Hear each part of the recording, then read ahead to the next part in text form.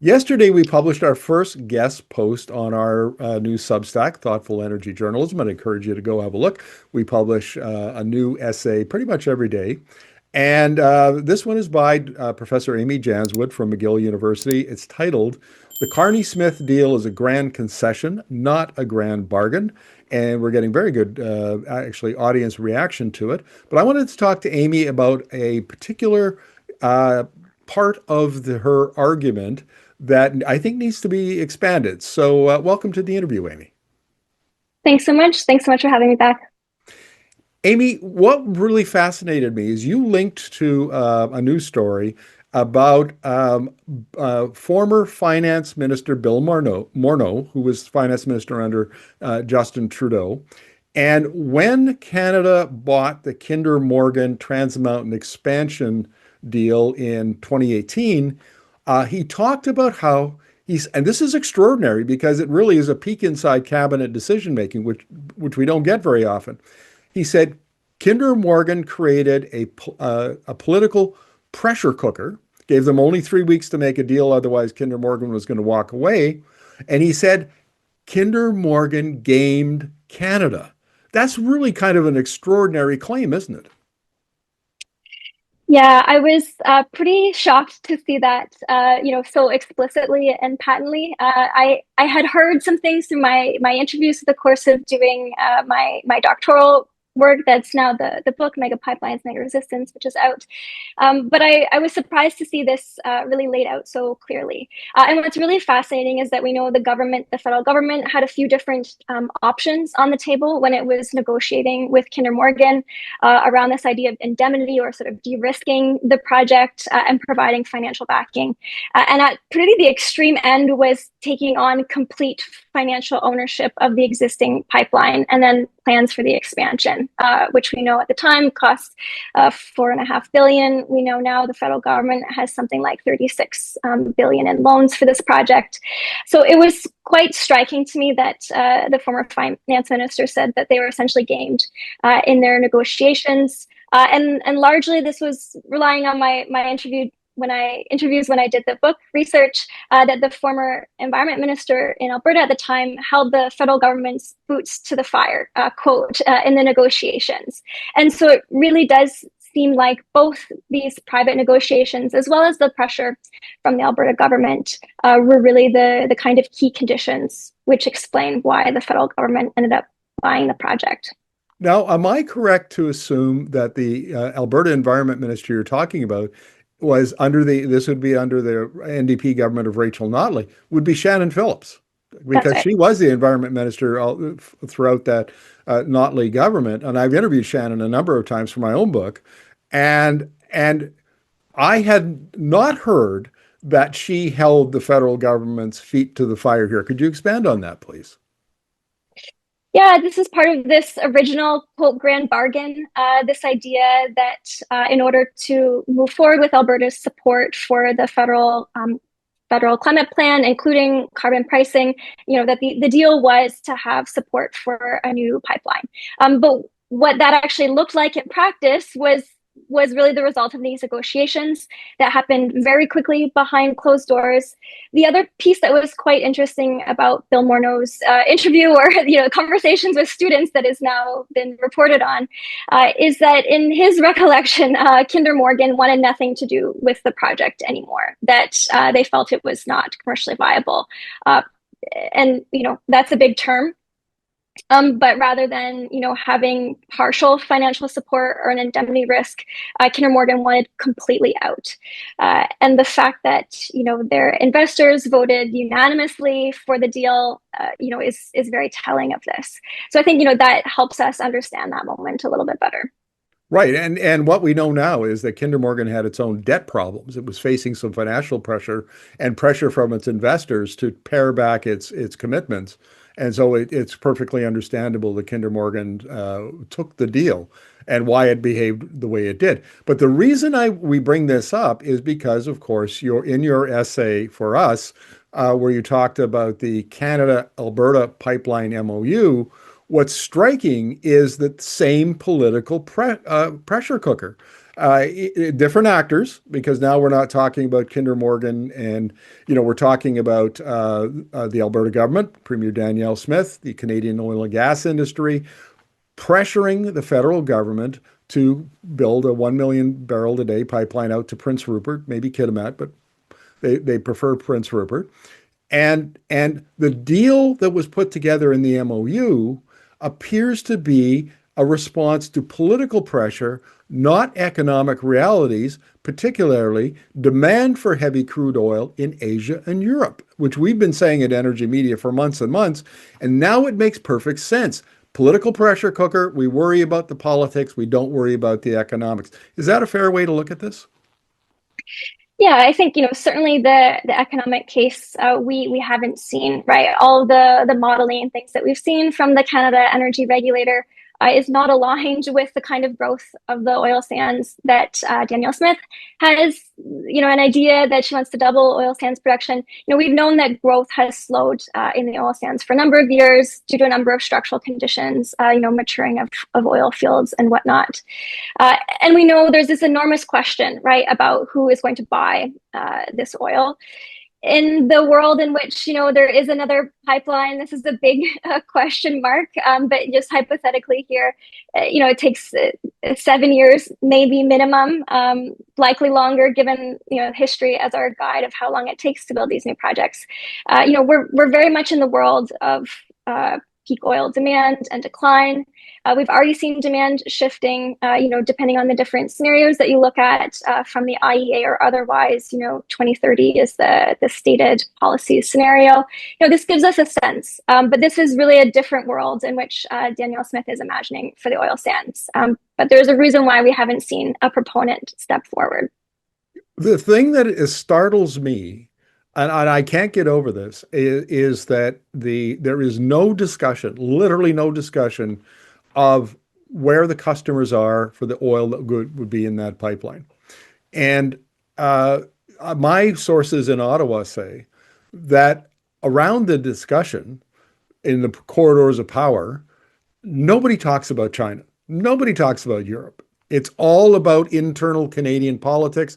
The worry about the political pressures in Western Canada for separation, particularly out of Alberta, and what Smith is doing to stoke those and how this might dampen those.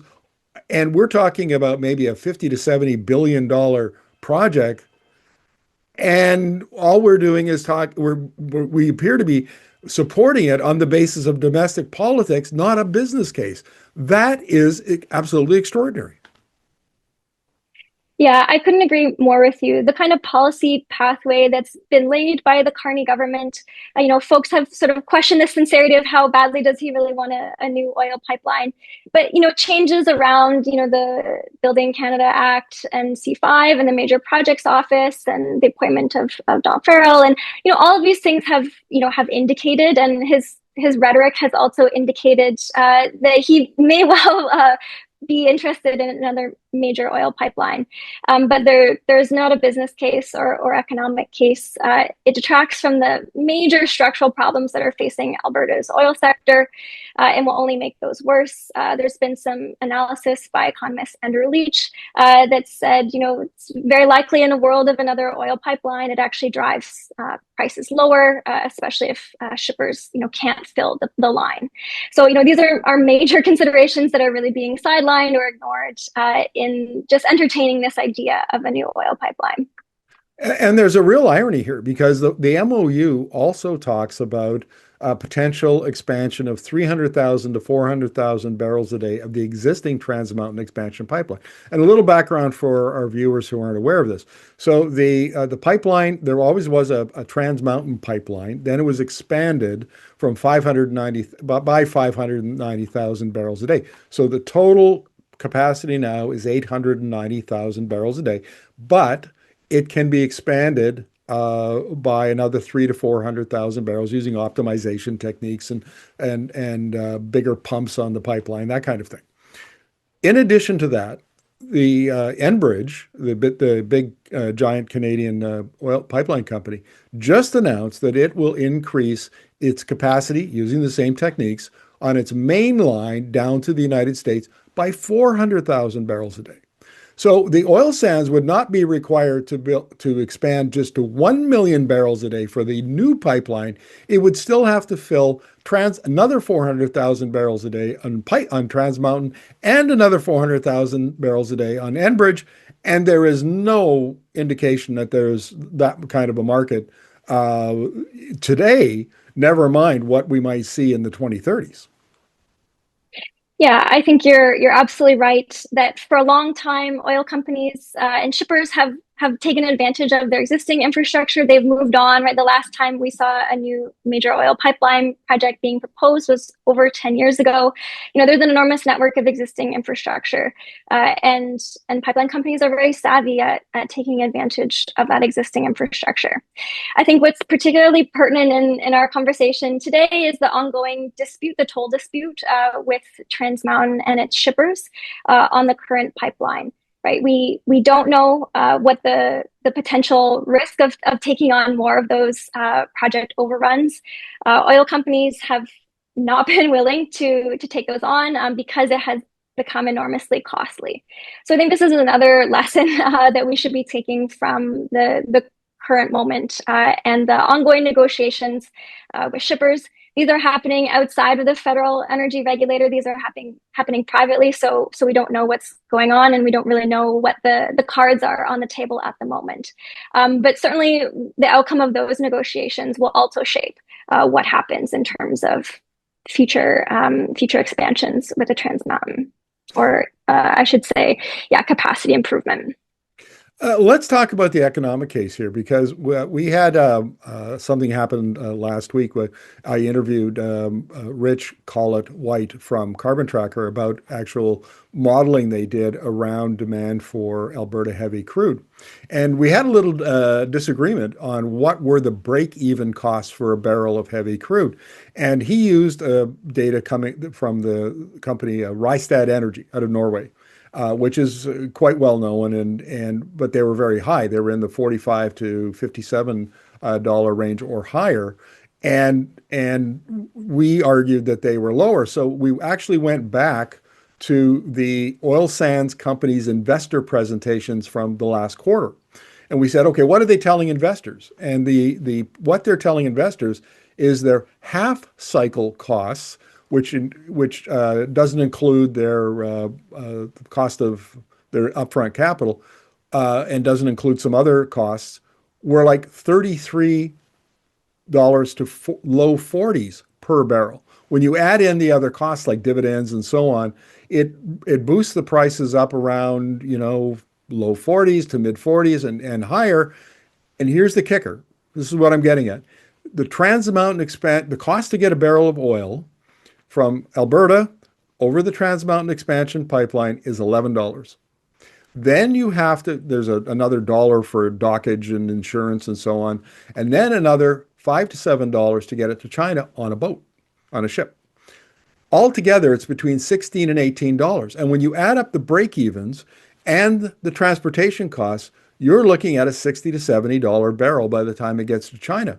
A $60, $70 barrel is a marginal barrel. That means it only is competitive when prices are high. When prices fall, it is not a competitive barrel and it gets pushed out of the market. That is the economic case as it appears today. And I can't believe that somebody in the finance department or the Natural Resources Department hasn't done that basic math.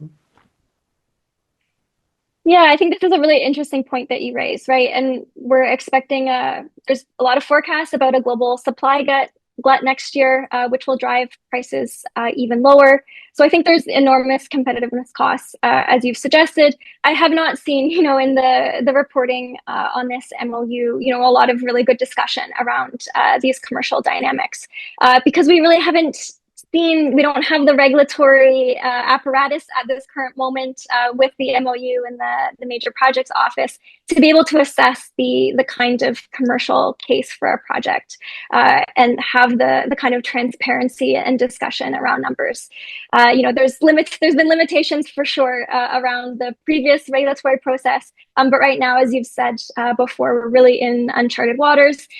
Danielle Smith has sort of been pulling numbers out of the air around the potential economic benefits of this project and making claims that are completely unsubstantiated.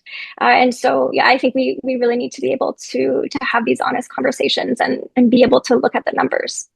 Yeah, I think there's a point about Danielle Smith that the public just has not understood yet, and that is she absolutely believes in OPEC's view of oil's future heading out to 2050. She said it in 2023 when the World Petroleum Congress was in Calgary. I was there and I was in the press conference, asked her questions about this, and she repeatedly goes back to what the Saudi energy minister says. And she quotes OPEC all the time.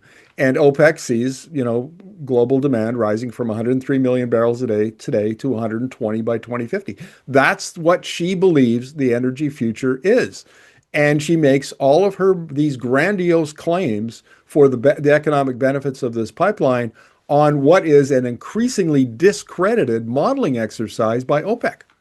And we never talk about this. And she has, in my mind, she has absolutely no credibility when she talks about the future of oil and the infrastructure Canada needs to somehow take advantage of it, because she fundamentally is out of touch with the realities of where the global energy system is going.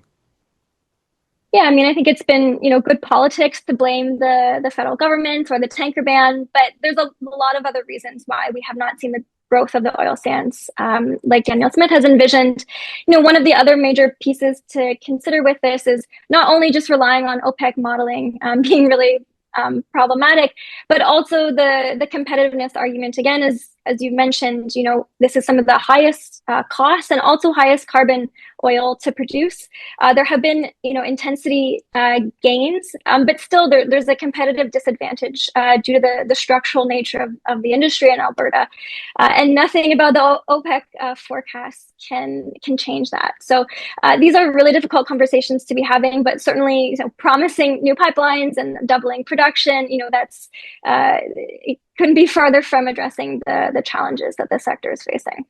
Well, let's talk about it in a little bit of detail, because in 2021, the Chinese government brought in an industrial emitters carbon tax, and it piloted that tax in the power sector. It needed to figure out how the carbon markets work and, kind of work the kinks out of it. And now that they've done that, the plans are to roll out the extension of that carbon tax to other markets starting in 2027, and petroleum and petrochemicals and refining will be one of the first. And it'll, in about 2-3 years, it'll be applied there. Now, here's why that's important. You mentioned the emissions intensity of the Alberta heavy crude. The average is 66 kilograms of CO2 equivalent per barrel. Okay, that's like more than double the global average. The Alberta's competitors in China, which are Saudi Arabia and Iraq, they produce their emissions intensity of their heavy crude barrels are in the 25 to 30 kilograms of CO2 per barrel. So in order with the carbon tax coming into China, which is supposed to be our main market, we're now suggesting that not only are we going to send crude over there that has middling production costs, but has very high transportation costs and a carbon penalty because of the impending carbon tax. That's a major competitive risk. That's not just pie in the sky climate policy, whatever. That is a math issue. And we don't talk about it. And I think that's absolutely criminal. The Canadian policy is being advanced, and nobody has brought out their sharp pencil and said, oh, hang on a second, maybe we ought to do the math on this. Yeah, I think this brings us back to some of the debates around the Trans Mountain purchase, and some of the decision making that was going on, and it's really unclear, right? What are the kinds of assessments that are being used to make these policy choices? And so I'm so grateful, Markham, for all of your excellent reporting and coverage of this, and to bring the numbers, because it is really dismaying to see the way in which the assumptions that are being made and the lack of transparency about some of these conversations and the really misleading nature of conversations. When Canadians hear, we need a pipeline for economic security, when in fact being reliant on exports and the volatility that comes with that is not a way to ensure economic security. So I couldn't agree with you more on that. Yeah, there's a real problem here because we haven't seen academic economists in Canada ask for analyze the numbers. We haven't seen the government analyze the numbers. We haven't seen the industry provide any numbers. Nobody's providing numbers, which are readily available, by the way. I mean, if energy media can find them and do interviews and find them, surely to goodness, an academic economist could also find them and give us some insight into what the market fundamentals are over in China and India and other places in Asia. But I'll tell you this, Amy, without going on a long, explanation of what we did find, because we've done work in other, on other videos and essays where we've talked about that. There is abundant evidence that the market for heavy crude oil in Asia is going to begin to contract probably by the early 2030s. And, it has a lot to do with electrification of transportation driven by China and so on. But the fact that we are not doing our due diligence as a country as we enter into MOUs and commit the taxpayer dollars and the power of the Canadian government to these kinds of projects says, or what does it say about the Carney government's whole approach to the Major Projects Office and the One Canadian Economy Act? If we can't trust them to do the basic math on this project, can we trust them on any project? And this is a big question. I think a lot of folks, trusted the Carney government in a very difficult time, to lead, have shown leadership. And I think, there's a real danger in some of the policies and the pathways that the Carney government has opened up in terms of, supporting major fossil fuel infrastructure, LNG projects, through promises and pathways of more subsidies and some hidden subsidies as well, that it's really not a way to ensure economic security. There's a lot of risk when there's projects that are being decided outside of the public purview. So a lot of the research that I did in my book is around the value of having regulatory processes where you can have, cross-examination of a proponent and be able to test the evidence. There's really no evidence right now that this is being done, and so the kind of uncharted waters that we see with the Bill C5 and the Major Project Office and the lack of transparency is really concerning. We absolutely need to be developing energy infrastructure that is moving us towards the 21st century, that doesn't run roughshod over Indigenous rights, that is part of this idea of cooperative federalism. These are big challenges, to be sure. But I do really worry the way in which we've seen in the last few months these pathways are really sacrificing a lot of, not only economic security, but also a number of other things as well around climate policy, around this idea of Indigenous rights and reconciliation. So I think there's a lot there to unpack in future videos and in future reporting. Yeah, I would agree. And I think this idea, I just want to wrap this up for our viewers, this idea that Canada got gamed once and the finance minister who led the negotiations is the one who made the claim.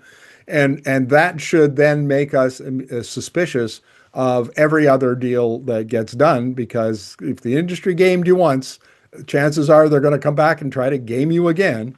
So, Amy, thank you very much for this. This is a fascinating conversation. Thanks so much, Markham. I really appreciate it.